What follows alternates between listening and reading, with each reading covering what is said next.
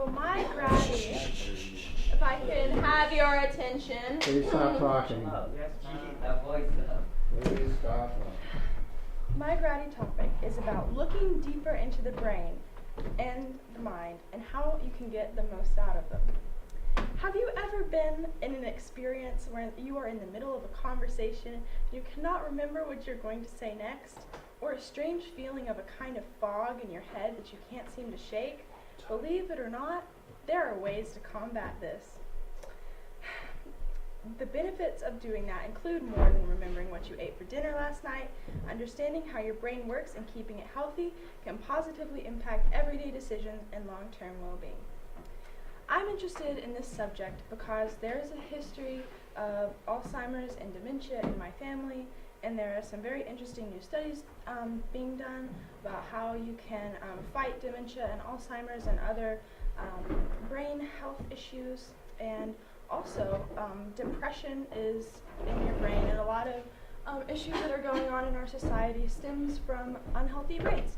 And so if we can learn more about how to keep our brains healthy, I think that we can better fight these illnesses. Why should you care about brain health? Benefits of a healthier brain include better recognition, faster thinking and processing, quicker reactions, increased productivity, and the ability to be more attentive. Ways to keep your brain healthy are exercise, a healthy diet, mind benders, and sufficient sleep. So that leads us to sleep. Understanding how sleep affects your life can lead you to make better, healthier decisions about your lifestyle choices. Sleep can be a very powerful tool. You've been told to study right before bed or listen to a podcast in a new language that you're learning as you fall asleep, but have you ever asked a friend to repeatedly recite vocabulary words into your ear while you are asleep? No, because that'd be kind of creepy. However, if you wish to quickly and easily learn those words, that would be the way to do it. Alternatively, when we do not have enough sleep, it can be incredibly damaging to ourselves. When we are sleep deprived, our focus, attention, and vigilance drips. Without adequate sleep and rest, neurons can no longer function to coordinate information properly, and we lose our ability to access previously learned information, and that leads us to make unsound decisions because we can no longer accurately assess the situation, plan accordingly, and choose correct behaviors. Another part of my gravity that I'm very interested in are the Freudian models of the mind. So Freud developed these models, and by understanding and looking at these models, you can realize the parts of your brain and consciousness influencing your decisions and whether or not you wish to continue in the direction that they were leading you. He developed a model of the mind which features the mind's structure and function using the analogy of an iceberg to describe 3 levels of the mind, and later developed a more structural model comprising the entities id, ego, superego, the psychic apparatuses. These are not physical areas within the brain, but rather hypothetical conceptualizations of important mental functions. The id, ego, and superego have most commonly been conceptualized as 3 essential parts of the human personality. When you understand what's going on within your brain, the command center of your entire being, you can know more about yourself overall. You can make conscious, well-informed decisions in your life and become more aware of who you are and how to make the most out of your life. That's all. Whoa, thank you very much. Any questions? Questions? Any questions for, yes?